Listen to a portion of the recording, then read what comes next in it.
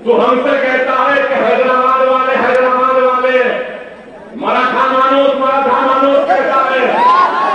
अरे नादान ना समझ, जिंदगी पूरी पाप के सराय में गुजरी। अरे हमको हैदराबाद वाले कहने वाले, हम पहले नांदेड़ आए, नांदेड़ से औरंगाबाद आए, औरंगाबाद से बायकल्ला आए, बायकल्ला से कांडा।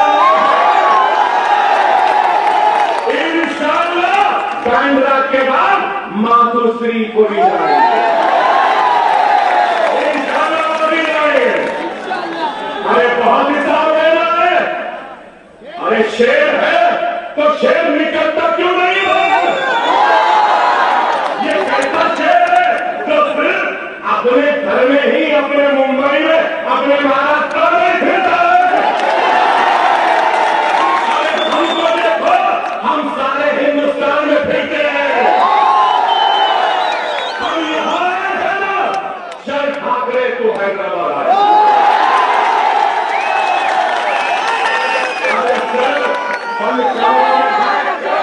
बड़ी बड़ी बातें करते हैं। अरे ऐसे बहुत बड़े पहलवानों को हमने बहुत देखा, चड्डों में से मुंह में पड़ गए हैं।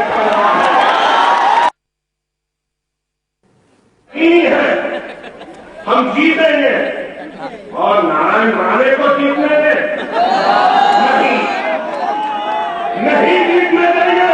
क्या हमारी बहनों की सुहाग नहीं उजड़ा? बताओ मेरे भाई। और ये सुहाग को लूटने वाले लुटेरे और ये बेईमानों कौन थे? अरे यही नारायण राणे था, उसकी पार्टी शिवसेना थी जिसने हमारे घरों को जलाया। क्या ये गलत आई है? क्या हमारी इज्जतों को, इस्मतों को, घरों को लूटने वाले लुटेरों को वोट देंगे? अगर देंगे तो अल्लाह के सामने जवाब देना होगा। अगर मैं रोड पे निकल जाऊंगा, मैं अपनी बात को मनवा कर रहूंगा। मैं बार बार कह रहा हूं कि जेल मेरी आवाज को नहीं दबा सकती, सिर्फ मेरी आवाज को कोई चीज दबा सकती है तो मेरी मौत। तो मारने वाले मार मुझे, मैं खड़ा हूं तेरे सामने। और मैं जलसा करके इसी रोड से जाऊंगा, अकेले जाऊंगा। कोई मजलिस का इम्तियाज जलील नहीं आएंगे, कोई नहीं आएगा, मैं अकेला जाऊंगा। मैं देखना चाह रहा हूं कि कौन मुझे मारना चाहता। मारो मुझे, जूता मारो, गोली मारो, पत्थर मारो, जो मारना है मारो मुझे। 19 जलसे करके आऊं, कहीं पर मुझे नोटिस नहीं मिली। मगर यहां आता हूं तो नोटिस देते और 2 दिन पहले जलील करते मुझे, ये कहकर के ये हिंदू मुसलमान में भड़काओ भाषण। नहीं, मैं किसी हिंदू का खिलाफ था, ना कभी रहूंगा, खुदा ना खास्ता। मेरा मकसद किसी मजहब के खिलाफ नहीं है। हां, मैं फख्र के साथ कहता हूं कि मैं मुसलमान हूं। मुझे फख्र है इस बात का। क्यों फख्र है? क्योंकि कॉन्स्टिट्यूशन मुझे इस बात की इजाजत देता। मैं अपने मजहब पर चल सकता हूं।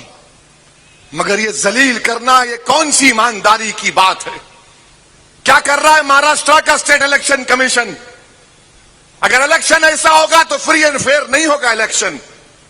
किसी और पॉलिटिकल लीडर को नोटिस नहीं देंगे, सिर्फ असदुद्दीन ओवैसी को देंगे। दूसरे आएंगे, चले जाएंगे।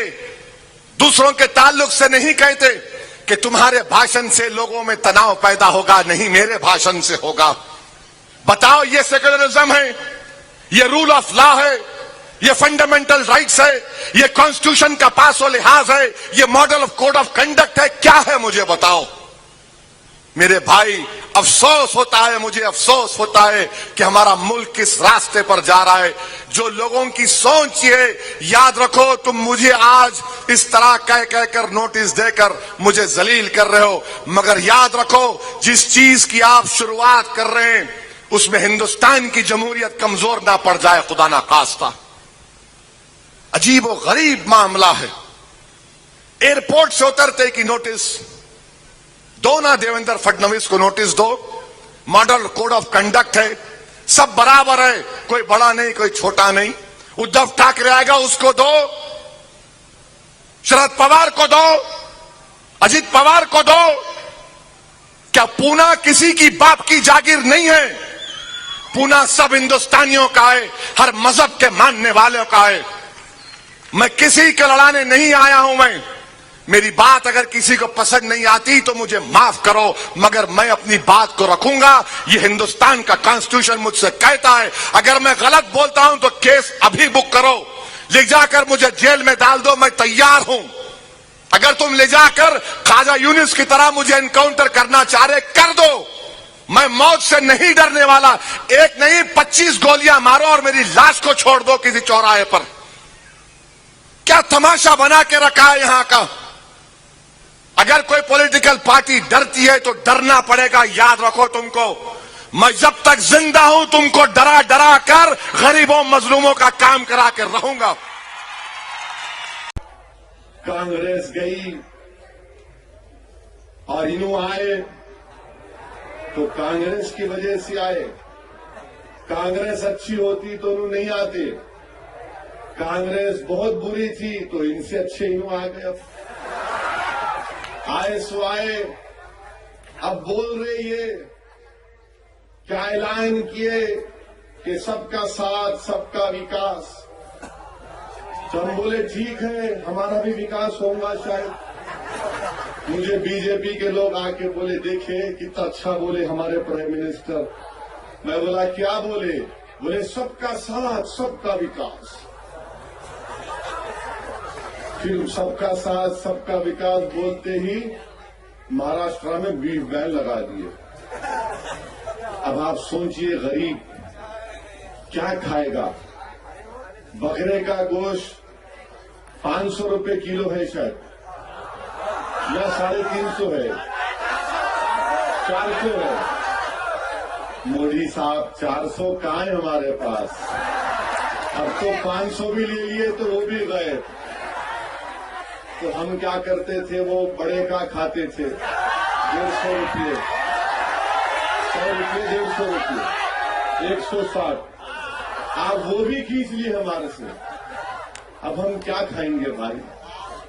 दलित का कारोबार था, चमड़े निकालते दलित हमारे भाई, वो कारोबार है उनका। आप सब बंद कर दिए। चलिए सबका साथ सबका विकास बोले तो हम समझे रिजर्वेशन मिलेगा मुसलमानों को, तो बोले नहीं नहीं देंगे आपको। अरे कोर्ट बोल दिया ना, बंबई हाई कोर्ट बोला दे दो हमको, तो उन्होंने बोल दिए देखेंगे बाद में। अब मराठा लोग निकले हैं रिजर्वेशन के लिए, हम उनके खिलाफ नहीं है, आप निकालो, दो उनको भी दो, हमारे को भी दो। उनको दिए तो हमारे को भी दो। उन्होंने मोटरसाइकिल पे अपना गाड़ियों में बेहतरीन अपना एजिटेशन कर रहे। हम तो रोड पे नहीं निकले ना, अभी निकलना क्या। नको भाई करो, अभी आप खाली द पोलिंग बूथ को जाके वोट डालो। पहले एक के बाद स्टेप बाय स्टेप करेंगे अपन। पहले ये सबको हटाएंगे, कचरे को, करकट को खूबसूरत बनाएंगे, मलकापुर को अच्छा बनाएंगे। मगर सबका साथ सबका विकास बोलते बोलते अब प्राइम मिनिस्टर ये भी बोल दिए कि भाइयों बहनों, क्या कोई टेलीफोन पे अपनी हमारी मुस्लिम बहनों को तलाक दे देगा? किसों को दिए बोलो आप, एक नाम तो बोलो। एक 2-3 दिए होंगे बदमाश वो गलीज, जो बीवियों को इस तरह तलाक देते गंदे लोग हैं, वो अच्छे इंसान नहीं है। मगर हिंदुस्तान के प्राइम मिनिस्टर मुसलमानों के तलाक को पॉलिटिकल इशू बनाती है। अब उन्होंने बनाए, मैं नहीं बनाया।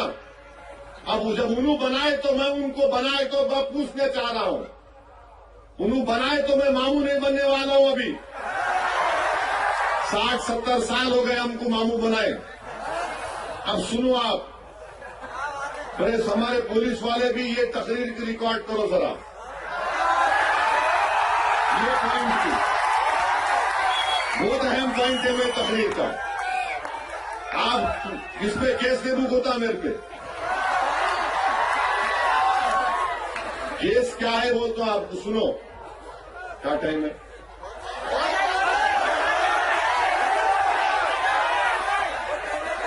14 मिनट है, 15 मिनट नहीं है। मैं हर जलसे में बोल रहा हूं इसको, ताकि दिल्ली तक मेरी आवाज हमारे दोस्त पहुंचा दे तो बड़ी मेहरबानी, क्योंकि मेरे से तो नफरत करते बीजेपी वाले, कांग्रेस वाले भी नफरत करते, राष्ट्रवादी वाले भी नफरत करते, सब बोलते, क्या बोलते, बीजेपी बोलती कि नहीं आतंकवादी है इन्हें, इसको पाकिस्तान भिजा देना करते। जैसा कि मैं छोटा पापा हूं, फेंक के तो चले आऊंगा पाकिस्तान। कांग्रेस वाले बोलते हैं फिरका परस्त है, देखो कैसे बातें करके गया। मैं कोई बात बोला भाई किसी के खिलाफ, खामखा बदनाम करते हैं। सबसे शरीफ तो मैं हूं हिंदुस्तान में,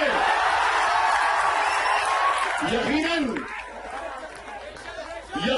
क्योंकि इतना जुल्म सहने के बाद भी हम शराफत के मुजाहरे कर रहे। बाबरी मस्जिद चले गई, बम्बई का बमब्लास्ट, बम्बई का फसाद, बच्चों को खामखा जुलूस में नाम डाल दिया। हम शरीफ है नहीं है फिर, मगर इतनी भी शराफत मत करो, पोलिंग के दिन मजलिस को वोट डालो।